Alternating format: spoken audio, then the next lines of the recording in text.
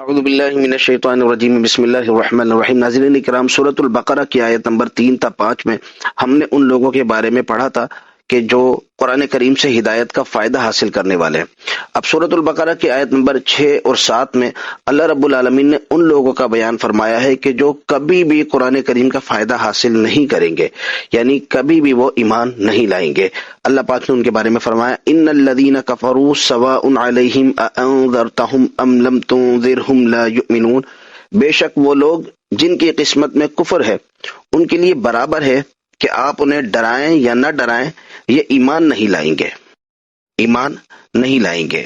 کیوں؟ اللہ پاک فرماتا ہے ختم اللہ علی قلوبہم وعلی سمعہم، اللہ نے ان کے دلوں پر اور ان کے کانوں پر مہر لگا دی ہے، وعلی ابصارہم غشاوہ،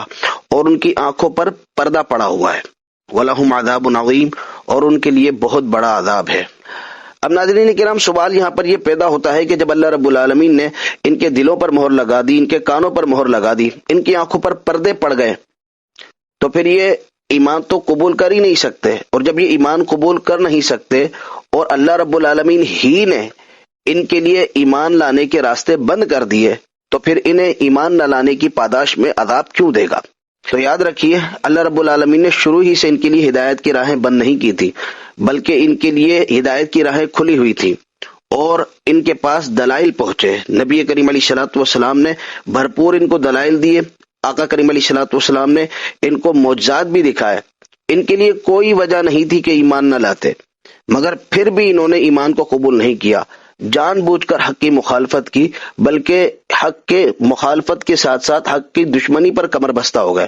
جب اس قدر کوئی ضد پر آ جائے حق کے خلاف تو پھر اس کا علاج کیا ہو سکتا ہے؟ ظاہر سی بات ہے کہ ان کی ضد اور ان کی انا نے ان کو اس حال تک پہنچایا کہ اللہ رب العالمین نے ان کے لیے ہدایت کے یہ راستے بند کر دی، ان کے دلوں پر مہر لگا دی، ان کے کانوں پر مہر لگا دی۔ تو اپنے دلوں پر مہر لگوانے والے یہ خود ہیں، اپنے کانوں پر مہر لگوانے والے یہ خود ہیں، ان کو عذاب ان کی اپنی حرکتوں پر دیا جائے گا۔ یہ قانون الہی ہے کہ جب بندے جان بوجھ کر سرکشی پہ اترائیں تو اللہ بھی ان سے ہدایت روک دیتا ہے۔ چنانچہ فرمان باری تعالیٰ ہے بل طبع اللہ علیہا بکفرہم فلا یؤمنون الا قلیلا، بلکہ اللہ نے ان کے کفر کے سبب ان کے دلوں پر مہر لگا دی ہے تو ان میں سے بہت تھوڑے ایمان لاتے ہیں۔ اور اللہ رب العالمین نے یہ بھی ارشاد فرمایا فلما زاغوا ازاغ اللہ قلوبہم واللہ لا یہدی القوم الفاسقین، پھر جب وہ ٹیڑے ہوئے تو اللہ نے ان کے دل ٹیڑے کر دیے اور اللہ نافرمان لوگوں کو ہدایت نہیں دیتا۔ اللہ رب العالمین ان کے لیے ہدایت کی راہ روشن کر چکا تھا، انہوں نے جنت کا راستہ دیکھ لیا،